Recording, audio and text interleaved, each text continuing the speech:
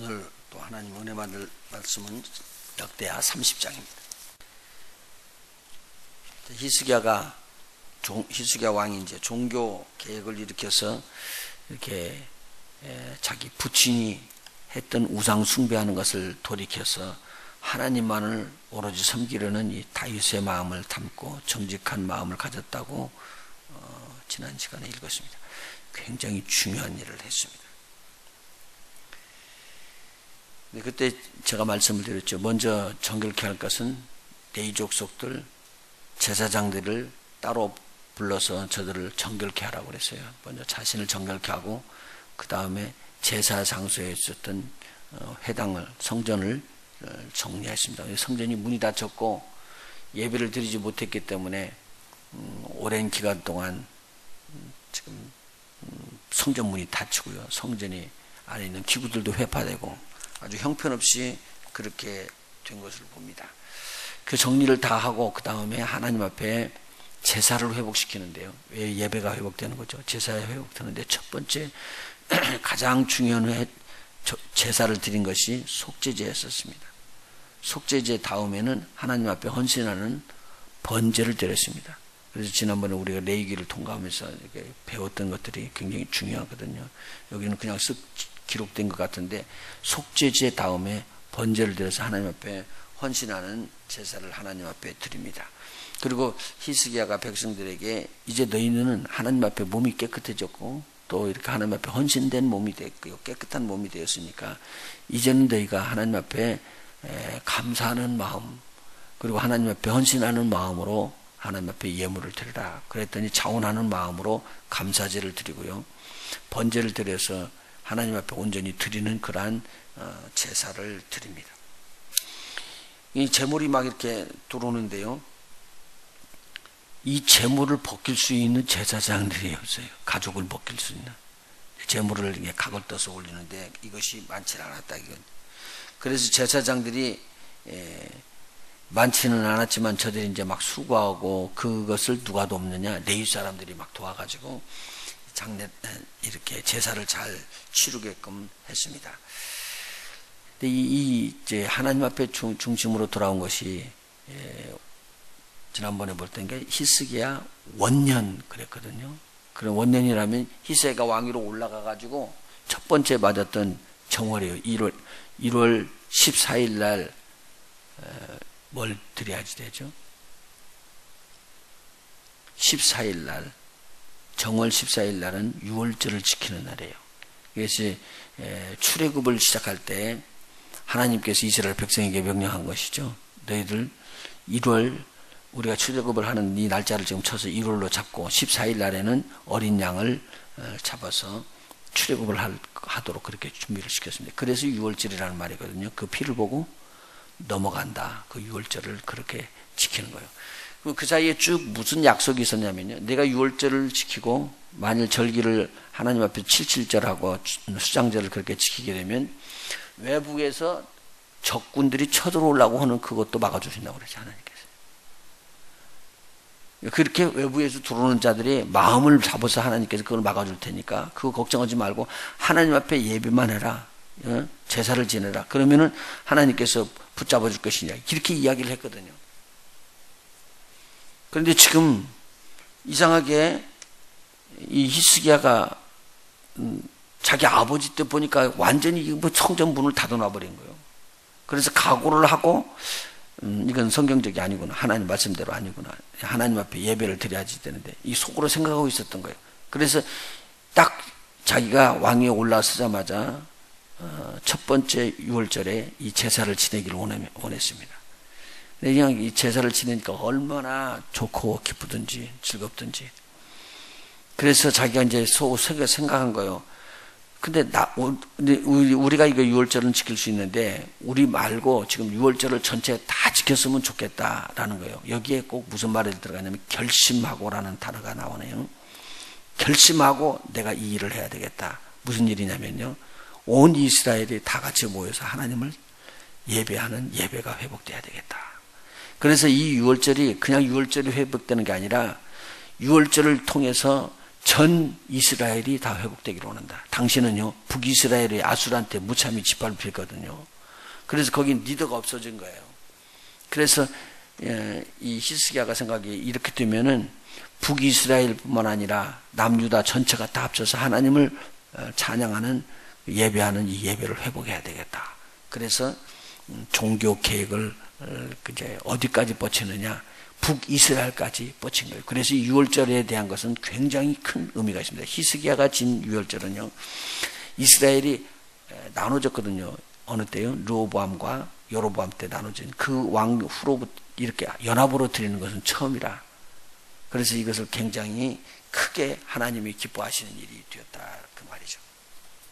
그래서 보니까 1월달이 지나가 버리네요. 그냥 1월 14일 날 그 제사 지나고 나 이렇게 하면 6월절을 여기서 이제 이렇게 지키고 끝나는 것이 아니라 다음번에 6월절을 지키려면 또 1년이 기다려야 되는데, 그렇지 말고 위에 있는 사람들도 같이 와가지고 6월절을 지키기를 원한다. 그래서 6월절을 날짜를 또 하나 잡습니다. 그 날짜가 2월 14일이라.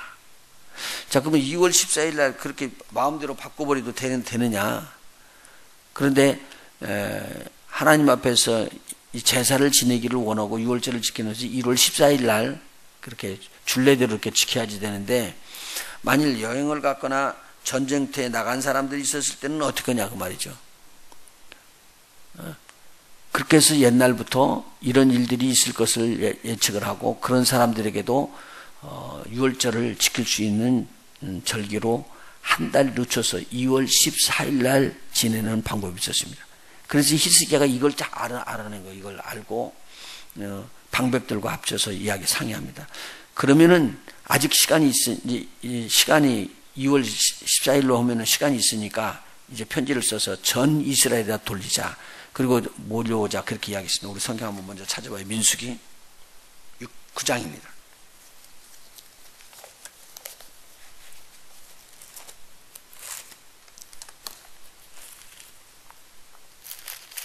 민수기 9장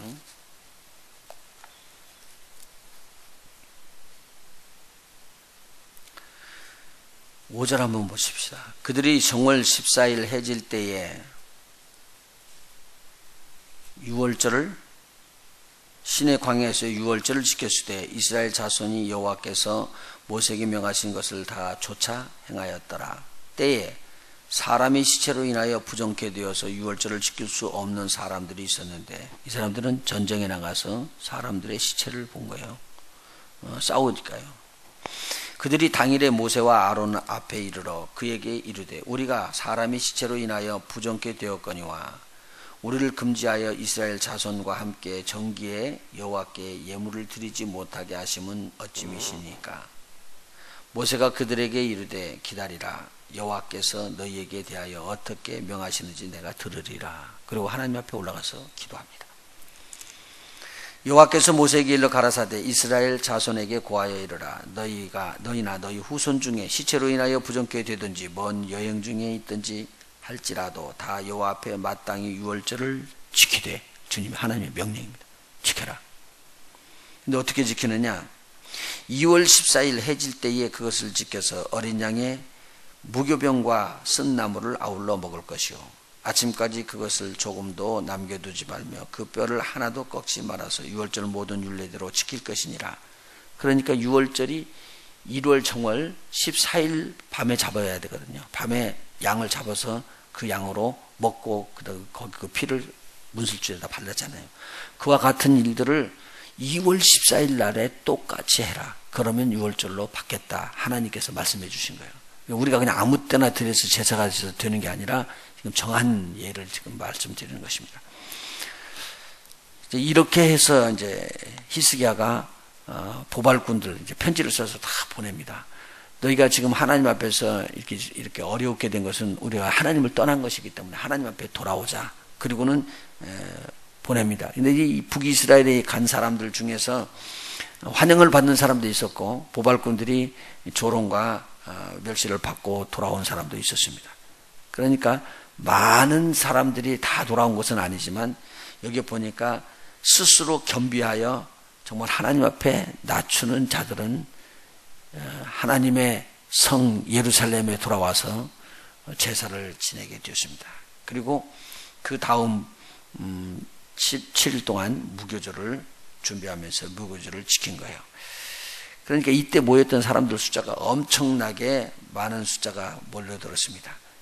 그리고 난 다음에 저들이 이제 성전을 다 꺼내고 그 주위에 있는 모든 것들 중에서 단에 다른 이상 그 사신에게 예배를 드렸던 우상들을 전부 다 태우고 불태우고 이제 기드론 시냇가에다 대고 갖다 내버리고는 깨끗하게 만들었습니다. 그런데요, 제사를 지낼 때 제사 지내고 나서 먹어야 되는데 이 중에 제사를 지내서 이렇게 정결케 하지 못한 사람들이 제물을 갖다 먹은 거예요. 그러면 이제 죄라는 거죠. 이게 죄가 되면은요, 하나님께서 여러분들 기억하시지만 제사장들이 법궤를 메고 가야 되는데 메고 가지 않냐고 수레를 싣고 가거든요. 그래서 이방인들이 하는 방법대로 하는 걸 보고 하나님께서 진노를 하셨네요. 그래서 우사가 이렇게 그 새 수레로 이제 옮겨가다가 법궤를 손을 대는 순간에 죽었다고요. 사실은 그게 하나님을 잘 섬기려고 그러다가 죽은 거예요. 그런데 이때 히스기야 때도 보니까 이렇게 깨끗하게 한 다음에 먹어야 되는데 정결케 하기도 전에 시장해 가지고는 제물을 먹은 거예요.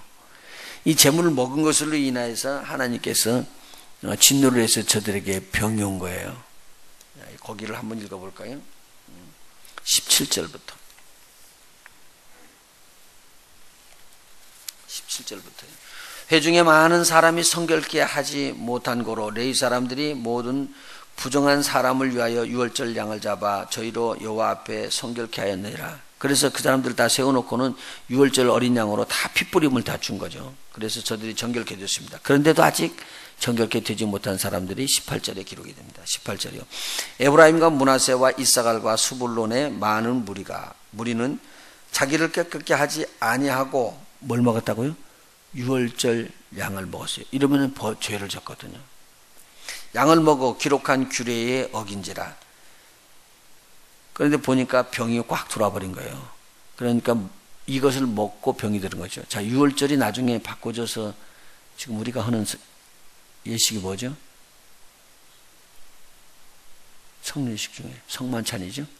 성례식은 우리가 침례하고 성찬인데 성찬이 지금 유월절을 담는 거거든요. 그럼 유월절을 보면은 고린도전서에서 그런 말을 하잖아요. 바울 사도가 너희들이 유월절을 이걸 그냥 성만찬을 죄사함 받고 먹질 아니하면 너희들 중에서 병이 있어서 자는 자도 있다고 이야기를 하잖아요. 그 말은 죽는 자도 있다는 거죠. 병 들어서요. 이게 모르고 했던 거예요. 여기 보니까 이 말이에요. 18절에 자기를 깨끗하게 하지 않고 유월절 양을 먹어서 규례를 어겼더라. 그랬더니 어떻게 되느냐? 병이 들어온 거예요. 병 들었다는 말은 바로 거기에는 없었어요. 근데 이걸 보고 히스기야가 아이고 이거 잘못됐구나. 잘못돼서 지금 북이스라엘에서 온 사람들 중에서 이게 큰 문제가 생겼구나. 그래서 저희들이 지금 병을 얻어서 이 병을 얻으면 죽는구나. 이것은 하나님의 법을 어겨서 오는 병이기 때문에 하나님께서 이것은 치는 거예요. 치시는 거예요. 자, 그러니까 히스기야가 이를 위하여서 기도했다. 그런데 거기에 뭐라고 나오냐면 결심하고 하나님 앞에 기도했다는 말입니다. 우리 한번 따라서 해봅시다. 결심하고 기도하면 하나님이 응답한다. 이것이 지금 하나님의 법에 어기는 거예요. 어긴 거예요. 그런데도 하나님 앞에서 진실되게 기도하는 히스기야입니다. 히스기야가 위하여서 기도하는데 이렇게 기도합니다. 선하신 여호와여 사하시옵소서. 결심하고 하나님 곧 그 열조의 하나님 여호와를 구하는 아무 사람에게든지 비록 성소의 결례대로 스스로 깨끗게 못하였을지라도 사하여 주옵소서라고 기도했습니다. 이것이 중보기도입니다. 중보기도라는 내가 그 죄를 깨닫고 기도하는 게 아니라 다른 사람이 나의 죄를 깨닫고 나를 위해서 기도해 주는 거예요. 그게 그 사람이 지금 중보기도하는 거죠. 이 중보기도를 하나님이 얼마나 귀하게 여기는지 모르시거든요. 그래서 여기서 보니까요, 스스로 깨끗게 못하였을지라도 사하시옵소서 하였더니 20절 같이 읽습니다. 시작. 여호와께서 히스기야의 기도를 들으시고 백성을 고치셨더라. 그러니까 백성에게 뭐가 왔다는 거죠? 병이 왔다는 거예요. 그런데 이 병을 하나님은 치료해 주시는 하나님이더라. 얼마나 귀한 말씀인지 모릅니다. 오늘 꼭 마음속에 깊이 한번 새기죠.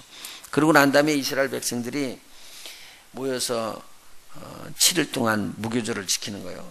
얼마나 좋던지 그 7일 동안 무교절을 지키면서 막 악기를 동원해 가지고 하나님을 찬양하는데, 하여간 레위 족속들이 이 하나님을 찬양하는 이 찬양이 끊이지 아니하고 이 절기 동안에 있었습니다. 그러니 얼마나 하나님 앞에 감사하고 이스라엘 백성이 큰 은혜 안에 거하는지. 여러분, 가난하고 어렵고 고통이 당하는 것이 문제가 아니라 하나님 앞에 이게 회복해서 하나님의 축복이 주고 하나님께서 막 쏟아 부어주시는 거예요. 은혜가 임하면은 이게 지금 너무 기쁘고 감사한 거죠.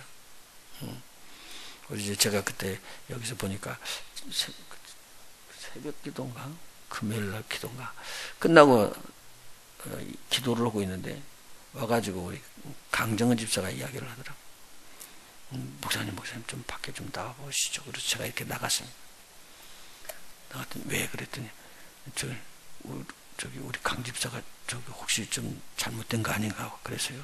그래서 제가 나갔더니 저기 지금 음식을 배쳤는데 가만히 이렇게 의자에 뒤로 앉아가지고는 막 웃기 시작하는 거예요.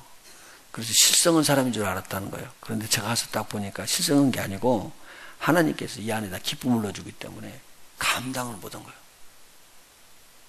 그래서 내가 그랬어요. 하나님 앞에서 야, 조이가 나한테 왔구나.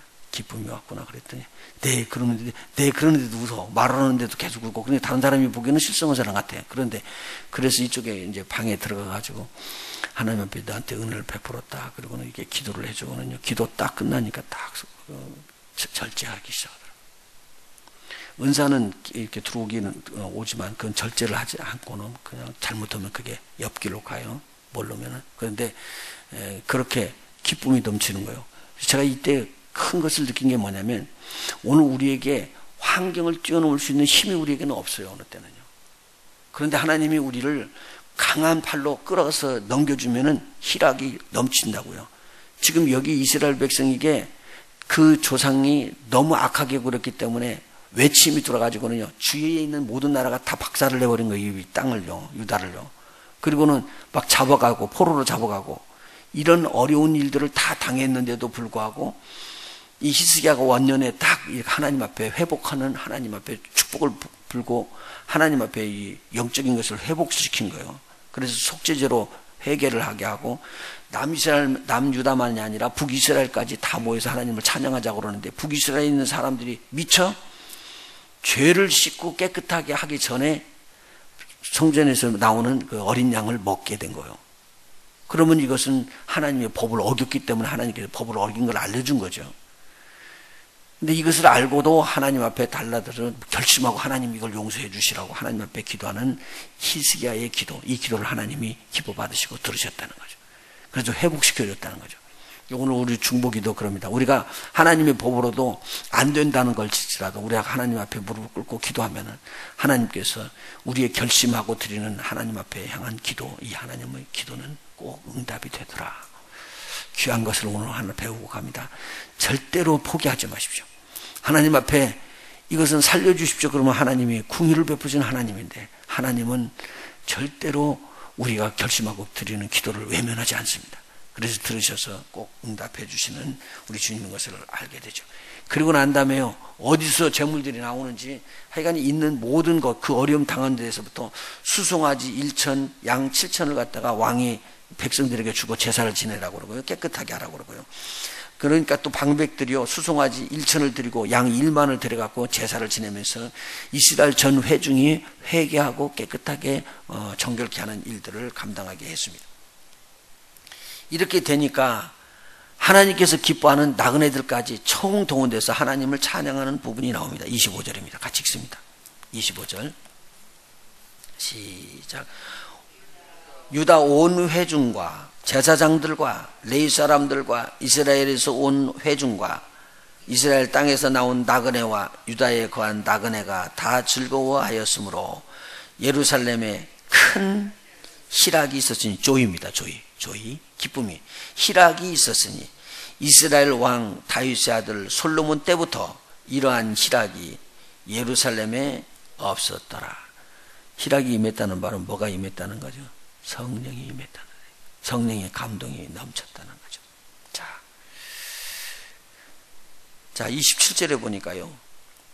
그때의 제사장들과 레위 사람들이 일어나서 백성을 위하여 하나님의 이름으로 축복을 합니다. 그 소리를 하나님께서 들으시고 그 기도가 여호와의 거룩한 처소, 이 땅이 아니고 그 처소 하늘에서 하나님이 들으시고 응답하셨더라, 그 말입니다. 자, 그 말은 뭐냐면 오늘 우리가 이 땅에서 기도하는데 어디에서 들으시고요?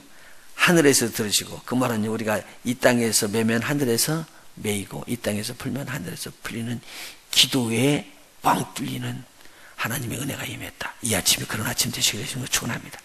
우리가 기도가 막혔던 모든 것들이 회개하고 우리 하나님에 돌아올 때 하나님과의 영적인 교통이 뻥 뚫리면서 여러분 삶 속에, 저와 여러분의 삶 속에 주님의 교회에 하나님의 크신 은혜가 오늘 이 아침에 임하기를 간절히 축원해 드립니다.